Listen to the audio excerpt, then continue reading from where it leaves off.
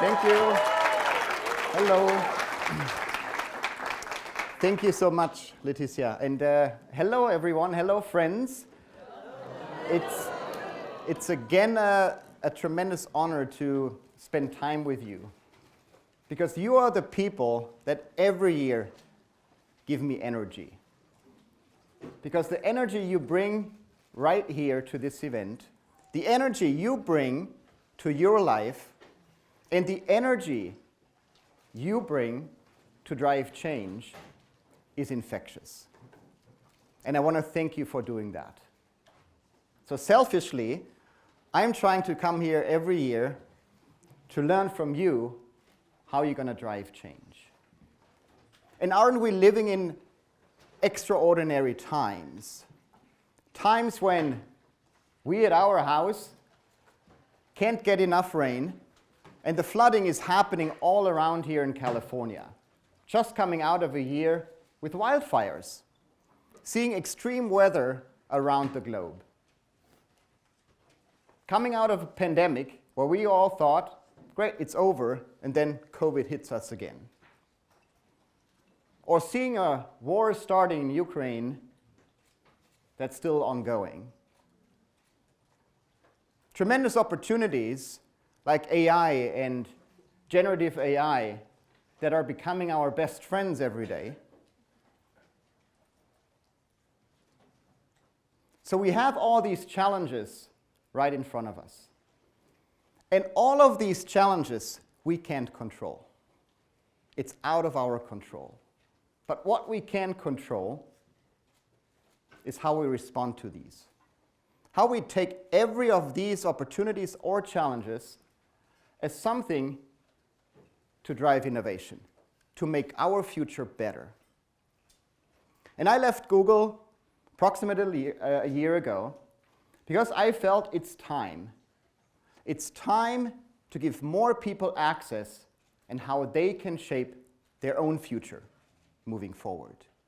So I'm currently sitting in my little forest in a geodesic dome and trying to write a book about a future mind state that tries to really help many more people, hopefully, to look at the future not in a way that we say it's the future, but we change a word in it.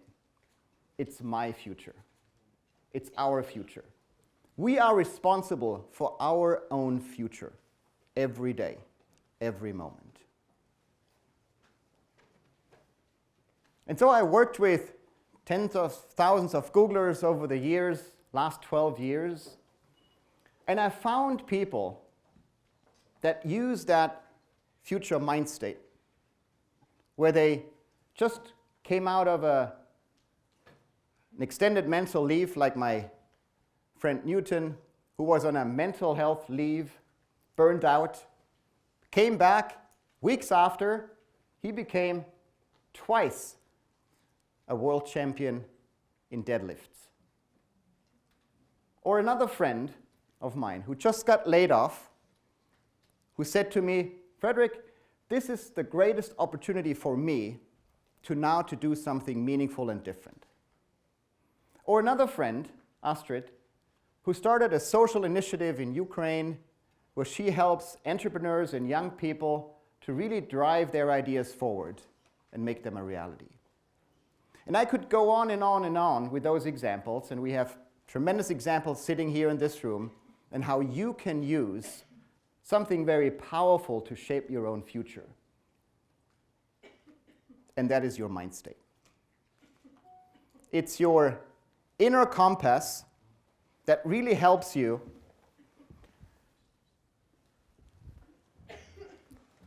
to navigate this world that's ever changing. Again, we can't control what's happening around us, but we can control with our inner attitude how we respond to these things. And we can help each other to become future ready, because that mind state is like a prism that allows you to look at every single situation as an opportunity to innovate, to make it better. And I want to share 5 of those dimensions with you today and give you a quick experience in how you can leverage those dimensions of a future mind state to really shape your own future moving forward. So that we move away saying it's the future or the futures towards it's my future and I'm in control. So let's get started. I want to start with actually something that might help us to actually visualize how our own future looks like with a quick meditation that we're going to try for just a couple of breaths taking together. So find a comfortable seat, maybe move a little bit towards the front of your seat. Putting everything down that you have in your hands. And just both feet on the ground, finding that comfortable position. Perfect, get that yawn out. Yes, little stretch, perfect. And let's just take a couple of deep breaths in where we try to inhale through the nose and just exhale through the mouth. Just breathing in, breathing out. Breathing in, breathing out. With the next one, just close your eyes for a moment. Breathing in and breathing out. And just continue breathing at your own pace. Inhaling through your nose and exhaling through your mouth. And just focus your attention briefly on your breath and how you fill your lungs with that fresh air and how you let go of the air through your mouth. And I want you to visualize a bright, just shiny frame before you, symbolizing your ideal future. So just picture that frame that is in front of you. And notice its radiant energy that surrounds it. And just within that frame, see yourself living your dreams, your aspirations, your goals, and how you're thriving. Just allow that image to become vivid and alive. And just inhale, drawing in positive energy and opportunities, and exhaling, releasing those doubts, fears, or even obstacles. Just do that for a couple of breaths.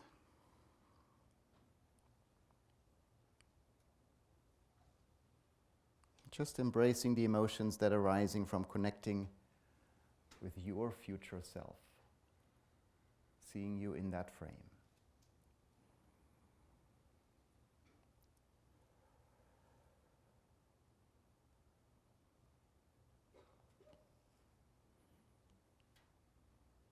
One more deep breath in. And just gently return to the present moment, remembering that you hold the power to create your future. You hold that frame.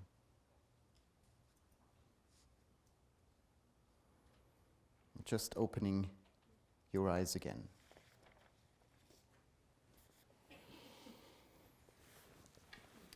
Fantastic. So now we have our picture of ourselves just in front of us. And with just 3-4 minutes, quick tuning into ourselves, we allow ourselves to project us into that future, to teleport us forward. And what do we actually want to see happening in our future? So that mind state that we control is that frame and how we want to shape our future. But it's not that easy. So I want to start with the first struggles you might have, that we all have, and that is optimism. So if you read these 4 equations on that slide, I already see some people smiling because you think, Frederik, he made a mistake. I got him. And you're right. The 3rd equation is wrong. We all agree on that. But isn't it fascinating that we immediately focus on that 3rd equation? It just bothers us. And that's for a good reason. Because our evolution equipped us with exactly that framing. We always look for those mistakes, for the things that could go wrong in every new idea. It just bothers us. And we can't take our eyes off it. Mostly we have to share it then. Say like, hey, I know there's something wrong. So in our evolution, when we walked through the bushes and like jungles around in the world, we needed to think that way. We needed to spot the mistakes, the dangers first. And whoever did that had a pretty good chance of surviving because they spotted the dangerous animals first. Fantastic. But I don't think we need to walk around in this world spotting the dangers. It's the opposite. We need to walk around spotting the opportunities, the 3 equations that are right. So actually they're 75% correct here on the slide. Great, fantastic. Isn't that where we should put our focus? Instead of looking at that one wrong equation that just bothers us. And it's your choice. You can choose if you want to be part of that group here that sees the glass half full, that sees an opportunity in everything, even in the worst situations. Or if you want to be part of that group over here that always has the stop sign on, can't go here, and always sees the glass half empty. It's the same glass, but it's your frame and how you look at that. So you choose, and it's your choice. So let me go one step further, and I want to actually have you just grab left beside you. There should be a Post-it note hidden somewhere, just one Post-it note that we need for the next. Perfect. I see people have found it.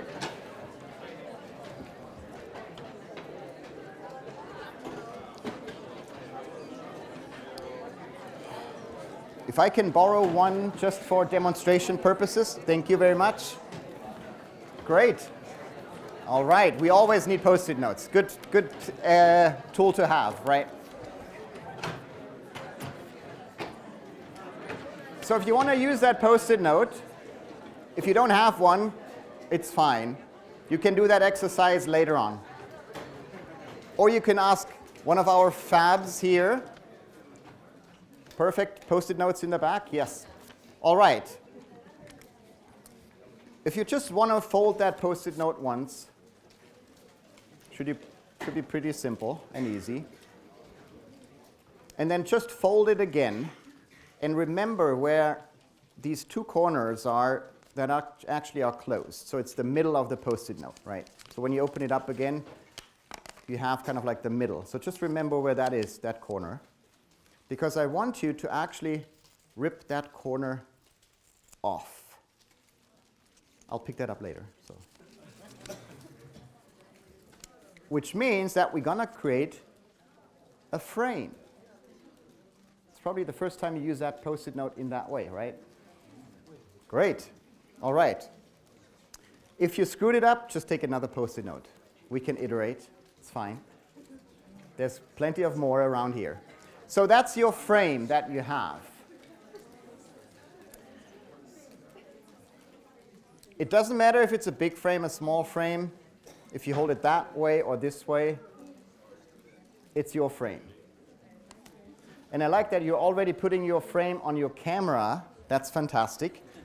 Because that's what we're going to do. We're going to hold our frames just in front of us so that we can barely see what's written on this slide. So look through that frame. Just hold it with stretched arms as far as you can go. Perfect. So you can read probably just do nothing, right? And that's a message our brain sends us a lot of times during the day. It sends me too. Just do nothing. You're going to be fine, right? Hold that frame up.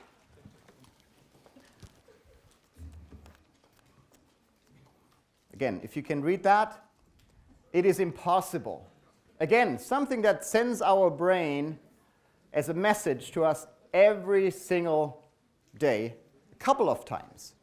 It is impossible. But if you hold that frame like that, and I want you to now zoom in, that means you're going to bring it closer, where you're actually zooming out. Some of you are photographers, you know what I'm saying. So bring it very close to your eye. And what you can see now is just do it. Nothing is impossible. Wow, it's magic. And I'm not a magician, but what you can probably see, if you're putting the frame and just zooming in, like on this building, you're zooming out, you look around the corner and you see, it's just do it. Nothing is impossible. It's the same letters, the same words, but your frame is different. And with that frame of mind, you can shape your future. Literally, your next moment is decided by exactly how you look at things. Just do nothing, it is impossible, fine. We just can sit there and wait until whatever is going to happen around us. Or we put the frame and zoom out. And sometimes zooming in or zooming out is a helpful reframe that helps us to actually see that just do it. Nothing is impossible. Use that frame, put it on your camera, I like that idea. Or just pull it out from time to time to remind yourself that's your frame, how you look at the world, and how you can make a difference. Another dimension that I want to explore with you about a future-ready mind state is about curiosity. That curiosity that my two kids, out of 3, the other one is in Germany at the moment. So Joshua and Jonathan, I brought them here today, who are showing every day a tremendous amount of curiosity, like we all did when we were young like that, 9 or 13 years old, asking questions every day about anything, looking behind each corner, picking up each stone and seeing what's underneath it. Unfortunately, as we grow older, we lose that curiosity. Because we don't need it, right? Why should we pick up that stone if there's something potentially dangerous underneath? We just walk past by. But the curiosity is probably one of the next frontiers for us humans that we need to protect. Because AI and generative AI is helping us to find better answers every day. So what is left to us? Asking better questions.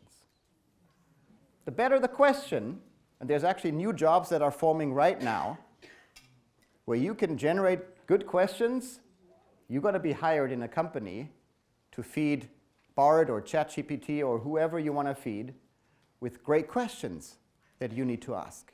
Because the better the question, the better the answer. And it's fascinating how we unlearned to ask good questions. So I'm listening every day, and they know it, Joshua and Jonathan, about the questions they ask. Because that's an inspiration for me. As the bigger the question, the bigger the opportunity. And I want to give you a couple of examples of questions that inspire me. It's these questions that start with, what if? That allow us to look into the future optimistically. Saying, what if our clothes grew with us? What if we can build a house out of a seed and grow that building? What if everyone on this planet has access to clean water? What if everyone has equal opportunities right when they were born? What if we can launch a rocket and land that rocket safely on the planet to refuel it again, to make space travel accessible and available to everyone? What if we found other species on other planets?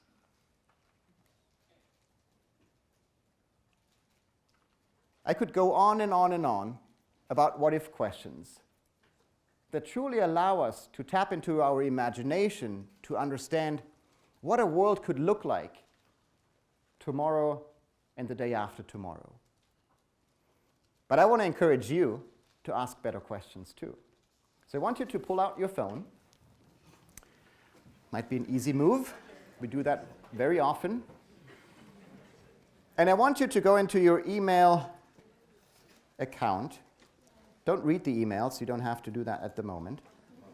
You can do that later. They're going to be there for you, waiting. But I want you to go to the subject line, and I want you to type in "what if," and I'm going to do the same.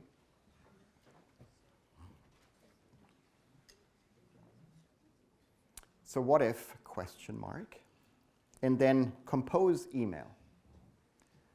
Take about 30 seconds to write and frame a question that you're curious about. That what-if question that allows you to imagine a very different future that could just happen in the next couple of weeks, months, or even years.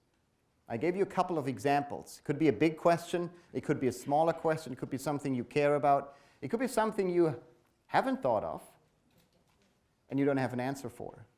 So type that question in compose email just in the next 30 seconds.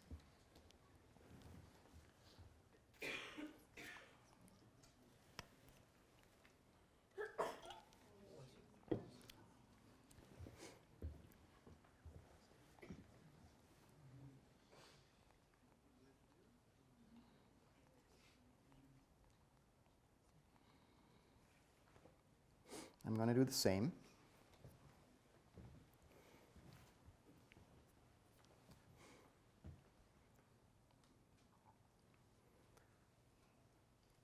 Perfect. Now the big question is, who are we going to send it to? You choose. You can send it to yourself. That's a very safe bet. Guaranteed. But choose someone that you might have not connected with, maybe in the last couple of weeks or months. Could be someone that is a good friend. Could be someone that is not so good friend. It could be someone that you work with. It could be someone in your team. It could be a fellow student. It could be one of the fellows. It could be your professor or teacher. Always good to send them what-if questions. So choose someone that might be a little risky, where you don't play it very safe. I'll choose one, too. And then just hit that send button.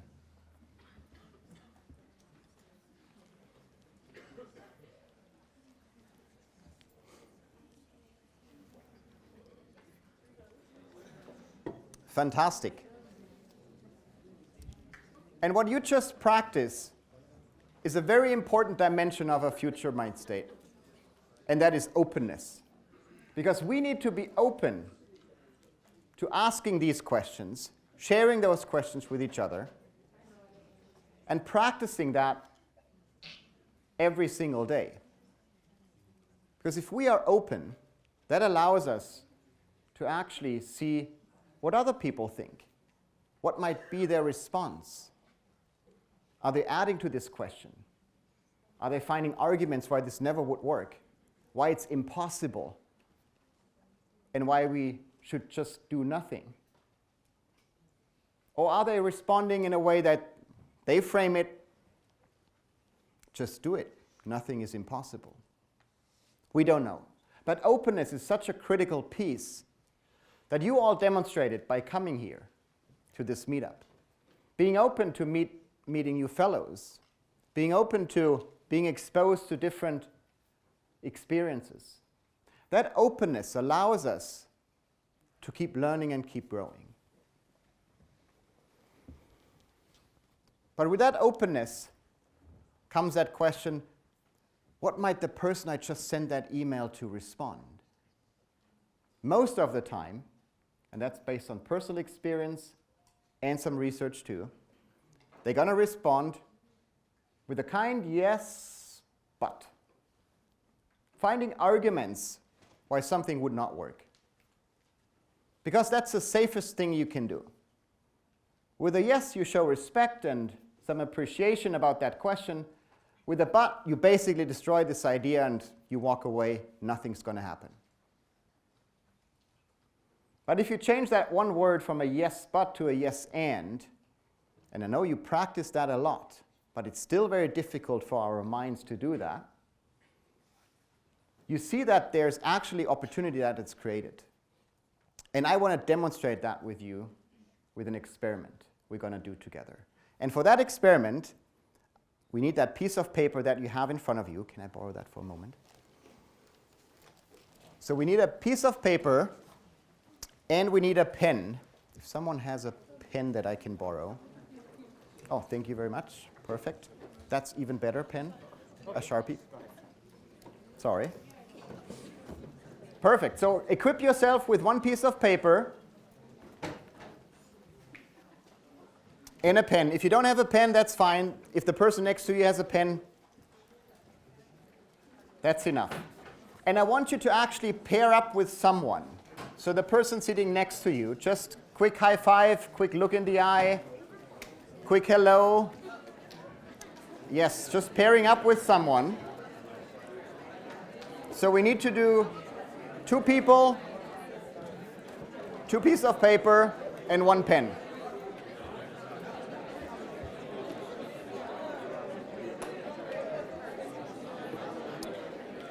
Fantastic. All right. Everybody has a partner? Great. Fantastic. All right, again, quick rules. It's a little tricky in the beginning, but you're going to get the gist of it. And then it's going to be magical, I'm going to promise you. Because you're going to literally create the future right now. Your future. That means we need 2 people. We all set? Perfect. 2 pieces of paper. So everybody has 1 piece of paper. Perfect. As a pair, you have 2. So 1 piece of paper. And we're going to share 1 pen. So you just need 1 pen as a pair. Just 1. All right. So again, if we talk about the future, what's something that is about the future that we all know it's going to come? Robots. Yes, we all know it's going to come eventually, right? So we better going to prepare by creating our own robots. And we're going to do that together as a pair. Again, 2 people, 2 pieces of paper, 1 pen. What I want you to do is draw your own robot on your piece of paper. Passing the pen. Wait. I know you have a tremendous amount of ideas. You want to get started right away. Just quick rules. This is how it's going to work. You're going to have that pen. If you have to hold that pen, fantastic, you're going to start. And you're going to start by actually just drawing 1 line of your piece of paper. It might be, you just draw that little box here. Could be the head, could be something else, could be the body, right? What's important is I lifted the pen up, which is okay, so my stroke is over, and I'm going to pass the pen to my partner, who on their piece of paper is going to do something similar. They can start with drawing maybe a circle, right? Whatever kind of like parts of your robot are going to look like. Important again, you're just going to do 1 pen down, you draw a line, You lift the pen up again and you pass it back to your partner. So you're going to develop that robot, each of you individually, by passing the pen back and forth, sharing that precious resource of a Sharpie. Make sense? And you pass it probably like 6, 7, 8, 9 times. Just pass it back and forth. It's not a competition. It's your robot. You individually draw. You have 2 minutes to do that. And go.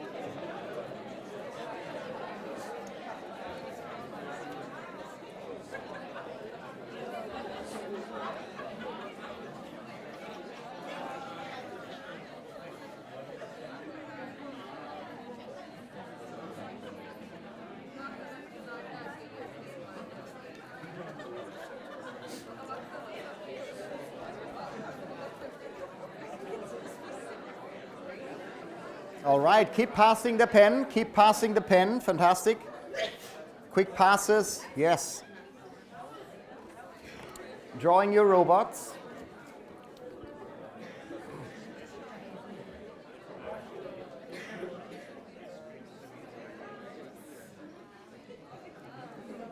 And it's okay to laugh. You can have fun while building the future. That's okay.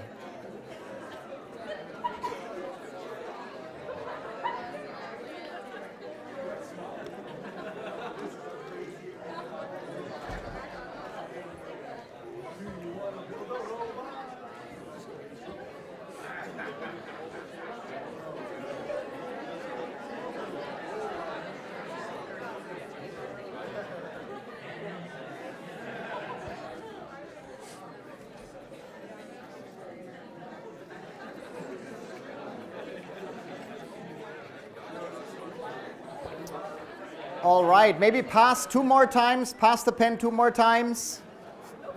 Add the other leg, perfect, yes. Maybe an eye.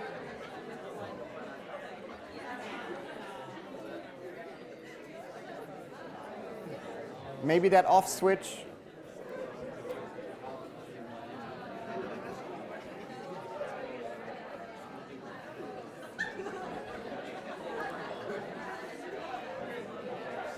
All right, fantastic, great. So just pause here for a moment, just hold that pen, fantastic. And now I want you to compare. Just compare which one is the better robot, right?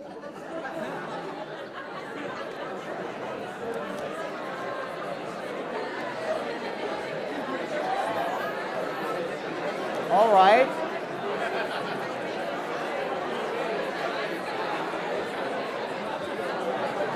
Wow, fantastic. All right, all right, all right. Perfect. There is some energy now. Great.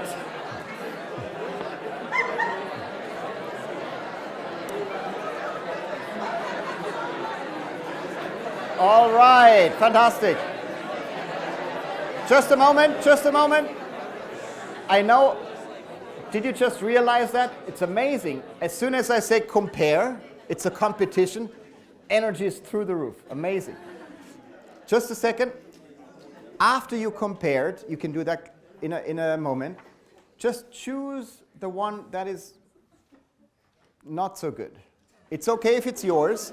And just crumble it up and throw it away. Just one. So the one that's not so good, just throw it away.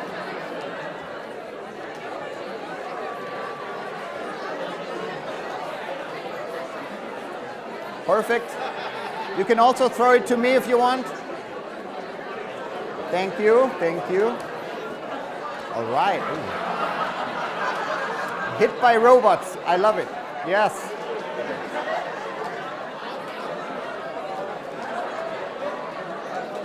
Perfect, yes.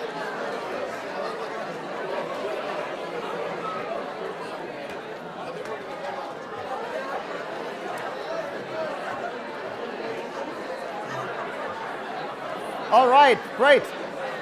So we are hit by robots, but we have one robot left, right? So,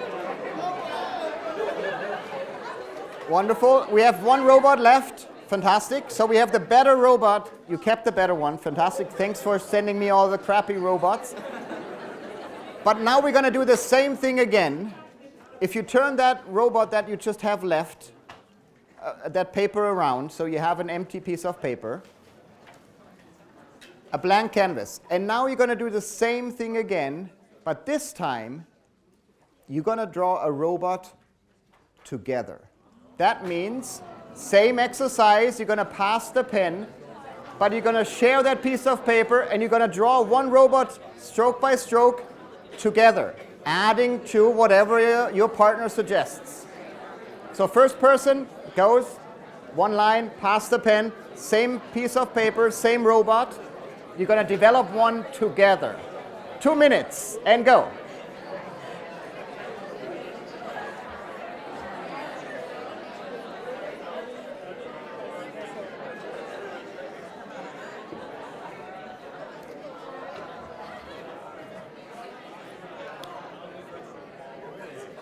Pass the pen and the paper, yes. Great.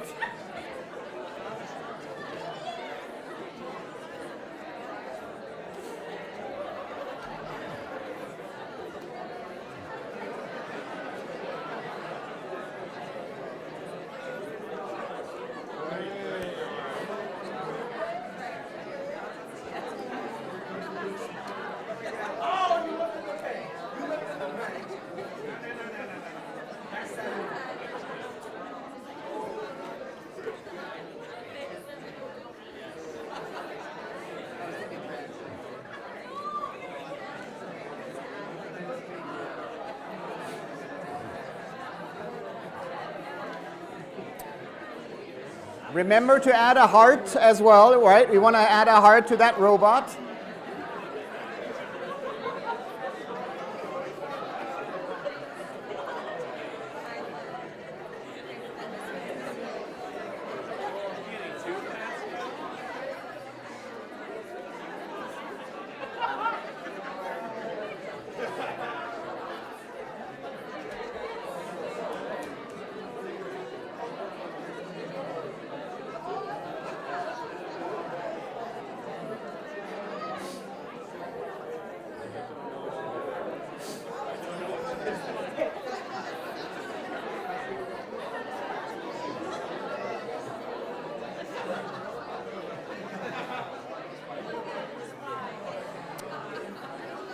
Fantastic. 2 more passes of the pen and the paper, 2 more passes. Again, add this heart to the robot. It's very important.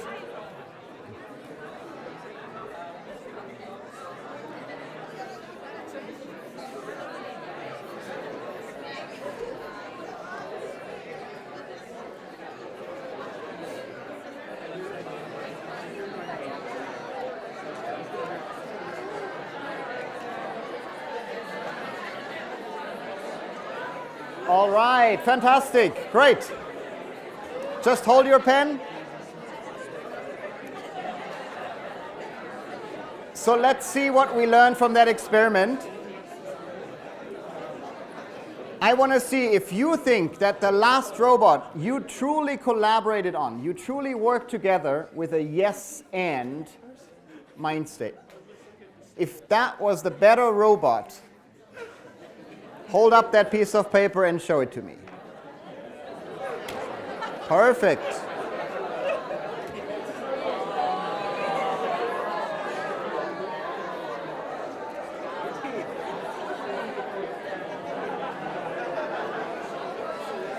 Amazing. Fantastic. So what we just proved is that with a true yes and, that means you just accepted whatever your partner was suggesting, even if we didn't like it in the first place, whatever your partner suggested in the first place, right? And we all know it. The first stroke that comes from your partner on your piece of paper, you're like, oh, I wouldn't have started that way.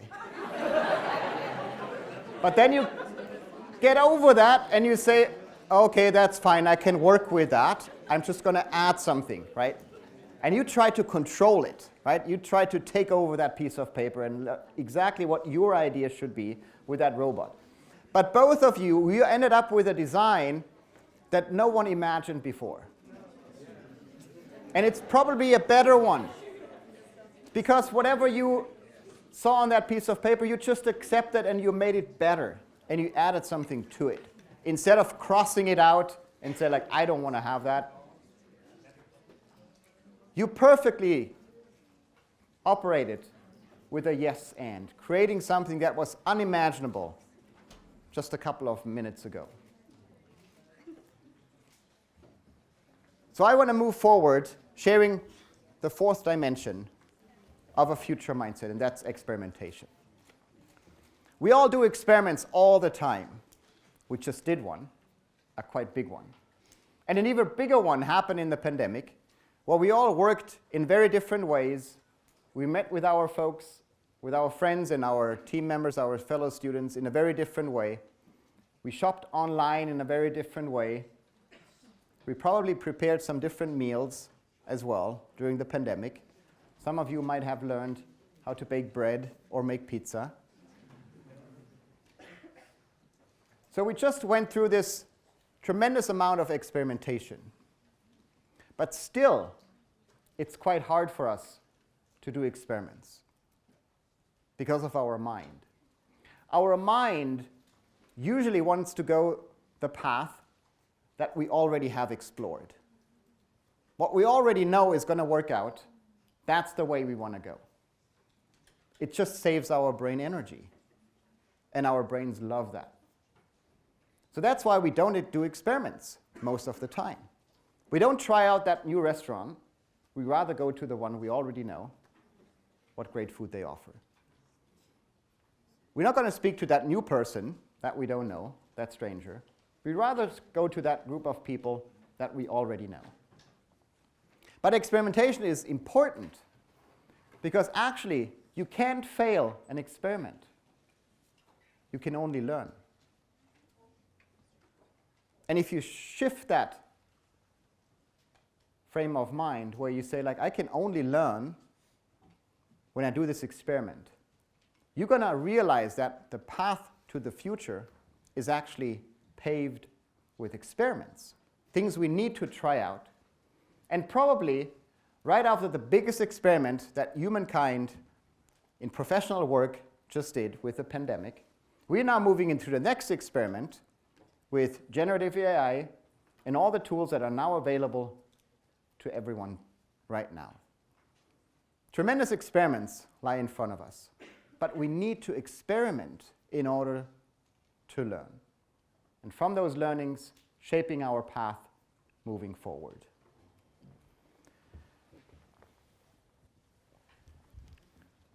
So what I learned is that nature can actually inspire us in how we can take more risks and try these experiments. When I was with Leticia on a ship called the Entrepreneurship, a while back as one of our projects that we agreed on, sailing at the end of the world, Patagonia, and literally to the end of the world, where most students actually got sick in our classes because of the big waves we were going through, which was fascinating. We also observed that there's penguins. And just recently I went with my kids to the Galapagos Islands, also on a ship, again seeing penguins. And every time I see penguins, it reminds me that it's just fascinating how they are taking risks. Because amongst a penguin colony, there's always a couple of courageous penguins. Those penguins that jump into the water first, not knowing if extreme danger is underneath the water or if there's going to be great food that they're going to eat. There's actually a 50% chance for a penguin to either find food or become food. But jumping from that rock or ice shelf is important, because if no one jumps, the whole colony will disappear. So we have to take those risks. We have to be more like these courageous penguins. That's why I introduced at Google an award called the Penguin Award, for that person who jumps first into the water, trying out a new technology, trying out a new product or project, taking a risk without knowing if it's going to turn out to be a success. But what it turned out to be is that everyone learned, and for the rest of the people, it was important to really take those learnings and then take action on what path we want to shape moving forward. And we can all become those courageous penguins, probably more often than we like to, because it's important that we're going to jump from time to time into waters that we don't know, because that's going to help us to learn a tremendous amount of things. So let me share my last and probably one of the most important dimensions of a future-ready mind state, and that is empathy. We all know that it's probably one of the most important things we do in our lives is trying to shift our perspectives to really not just see what other people are seeing, but to feel what other people are feeling. Because that helps us as humanity to really understand problems more deeply and in a better way. And as we do practice empathy, we become better parents, better students, better teachers, better friends. We become better human beings because we can understand and see what other people are seeing. And through that, we can build solutions and innovations that are truly going to help everyone. Like this one, when I was working with the accessibility team at Google, we tried to understand how blind and deaf people navigate the world of technology, because they can't use the phones at that time as we did, or the computers or laptops. But they helped us to understand that sometimes you can use your voice to talk to your computer. Speech-to-text recognition, ambient computing, what is surrounding us every day now, was started and inspired by people who actually couldn't use technology, and now gives them a tremendous opportunity to really use technology like we all do with our voice, and trying to help our computers to actually produce better results through that as well. So we all have what I call a future mind state. We all have optimism, a tremendous amount of optimism. We all are open because we showed it. We all can have that yes and practice it. We all can experiment and try things out to learn. And we all can use our empathy probably a little bit more every day. Because if you use those 5 dimensions of a future mind state, you are in control of your future, I guarantee you. So let's do it. Thank you very much.